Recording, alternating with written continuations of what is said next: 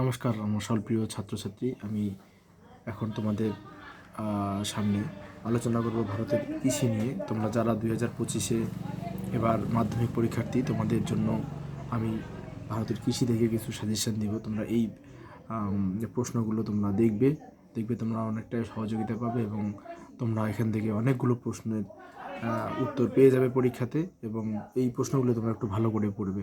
আচ্ছা, চলো আমরা আজকে আলোচনা করি আমাদের যে আজকে বিষয়, সেটা হলো ভারতের কৃষি। তার আগে আমি আমার সমস্ত ছাত্রছাত্রীকে বলবো, তোমরা অবশ্যই এই ভিডিওটি দেখার পর তোমরা লাইক দেবে এবং তোমরা কমেন্টও করবে।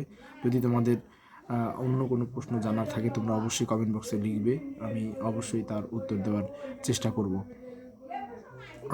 তোমাদের যতগুলো চ্যাপ্টার রয়েছে, যতগুলো অধ্যায় রয়েছে, আমি প্রত্যেকটা অধ্যায় ধরে ধরে আমি তোমাদেরকে সাজেশন দিয়েছি। তোমরা আমার প্রত্যেকটা ক্লাস তোমরা দেখতে পারো এবং প্রত্যেকটা অধ্যায় ওয়াইজ তোমরা দেখবে, এবং তোমাদের মাধ্যমিক পরীক্ষায় এই অধ্যায় ওয়াইজ যে আমার আলোচনা তোমাদেরকে অনেকভাবে সহযোগিতা করবে, এটা আমার বিশ্বাস।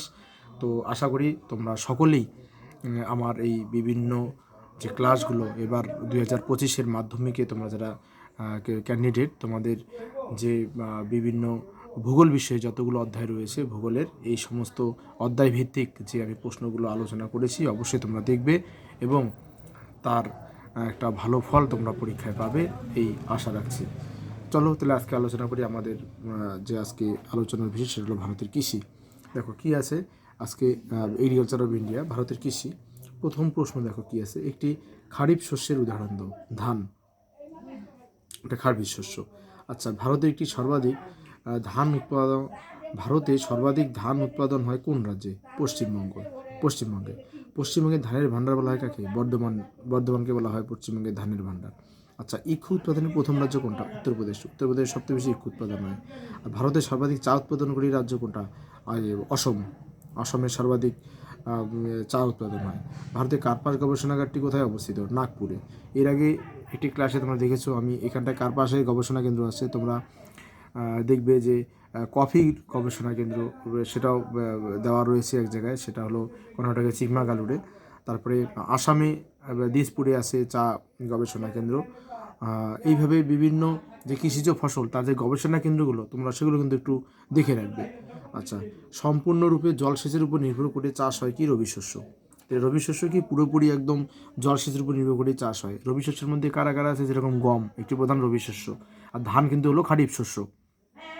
আর রবি শস্যগুলো অ্যাকচুয়ালি শীতকালেই চাষ করা হয়। রবি শস্য শীতকালে চাষ হয়, বর্ষার জলের উপর নির্ভর করে খারিফ শস্য চাষ হয়। আর শীতের শেষে এবং বর্ষার আগে যে ফসলগুলো চাষ হয় তাকে বলা হয় জায়িদ শস্য বলা হয়, যেরকম তরমুজ।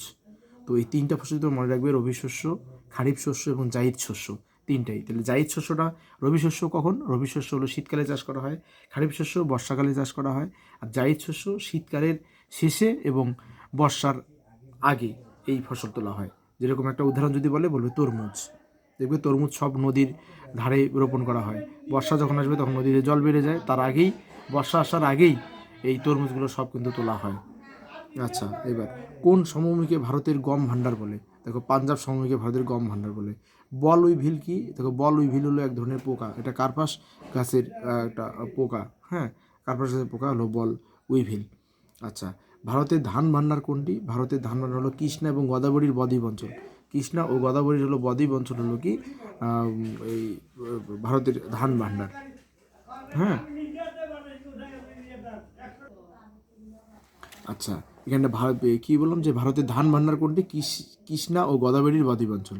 আচ্ছা, এরপরে দেখো কি আছে, এরপরে আছে কার্পাস কোন মৃত্তিকাতে ভালো হয়? কার্পাস চাষ। দেখো, কৃষ্ণ মৃত্তিকা এখানটায়, বা অ্যাকচুয়ালি কৃষ্ণ মৃত্তিকা বা রেগুর মৃত্তিকাতে। কৃষ্ণ মৃত্তিকারই অপর নাম, কৃষ্ণ মৃত্তিকা রেগুর মৃত্তিকাতে বিষয়টা এমন নয়, কৃষ্ণ মৃত্তিকারই অপর নাম রেগুর মৃত্তিকা, এখানটায় বা হবে। আচ্ছা, ওকে। 12 নম্বরে দেখো, দুটি উচ্চ ফলনশীল গম বীজের নাম লেখো। একটা হলো সোনালিকা আর একটা হলো সোনার। সোনালিকা আর সোনার হলো দুটি উচ্চ ফলনশীল গম বীজের নাম, সোনালিকা আর সোনার। আচ্ছা, উচ্চ ফলনশীল ধান বীজের দুটি নাম লেখো। দেখো, আদিত্য, জয়া, রত্না, অনেকগুলো আছে, তিনটা, তোমরা যে কোনো দুটো, আদিত্য, জয়া, রত্না। আচ্ছা, এই হলো এই শর্ট কোশ্চেনগুলো তোমরা একটু দেখবে। এই ধরনের যে শর্ট কোশ্চেনগুলো আছে কৃষিতে, সেগুলো তোমরা একটু ভালো করে অবশ্যই দেখবে।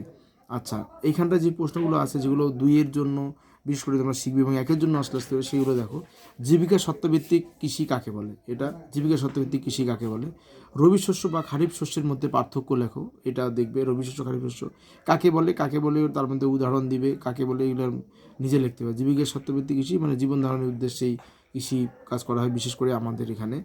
আচ্ছা, রবি শস্য বা খারিফ শস্যের পার্থক্য এটা শিখবে। জায়িদ শস্য কাকে বলে আমি কিছুক্ষণ আগে বলে দিলাম। বাগিচা ফসল কোনটা, যে বাগান ভিত্তিক কৃষি, চা, কফি, কলা, এগুলো সব বাগিচা ফসল। আচ্ছা, ভারতীয় কৃষির কয়েকটি সমস্যা লেখো, এটা একটা দেখবে। ভারতীয় কৃষিতে কী কী সমস্যা দেখা যায় তার উপর একটা প্রশ্ন আসতে পারে, তোমরা লিখতে পারবে। শস্যাবর্তন কাকে বলে, এটা দেখবে। শস্যাবর্তন কাকে বলে, এই শস্যাবর্তন কাকে বলে এটাও একটু দেখবে। আচ্ছা, আর্দ্র কৃষি ও শুষ্ক কৃষি কাকে বলে, এটা একটু দেখবে। আর্দ্র কৃষি এবং শুষ্ক কৃষি। আচ্ছা, মিলেট কি, এটা দেখবে, যে জোয়ার বাজরা গিয়ে একসঙ্গে মিলেট বলে, মিলেট কাকে বলে। আচ্ছা, এগুলো সবগুলো 1 এবং 2 জন্য এই প্রশ্নগুলো একটু দেখবে। আচ্ছা, এখানটা দেখবে রেটুন কি একটা প্রশ্ন পাবে। রেটুন মানে আখ গাছে কেটে ফেলার পর আখ গাছের গোড়া থেকে যে ছোটো ছোটো গাছগুলো বের হয় তাকে বলা হয়, সেই পদ্ধতিকে বলা হয় রেটুন। আচ্ছা, এটা একটু দেখবে।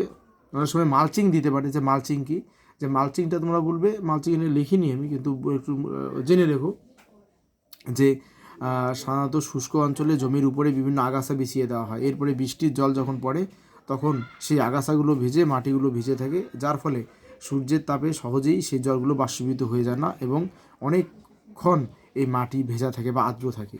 এটাই হলো মালচিং পদ্ধতি। তো মালচিং পদ্ধতি এবং রেটুন প্রথা দুটো একটু দেখবে।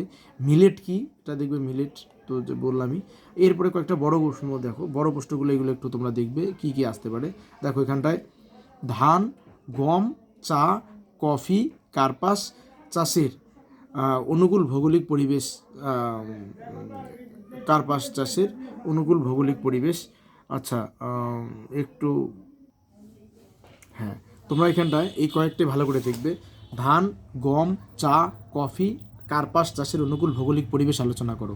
এই সব কটা একটু ভালো করে দেখবে, দেখবে কোনো একটা পরীক্ষায় আসবে। এবার দেখো, ধান, গম, চা, কফি, কার্পাস এই সমস্ত কৃষিজ ফসলগুলোর অনুকূল ভৌগোলিক পরিবেশ কিন্তু সবগুলোর একই রকম।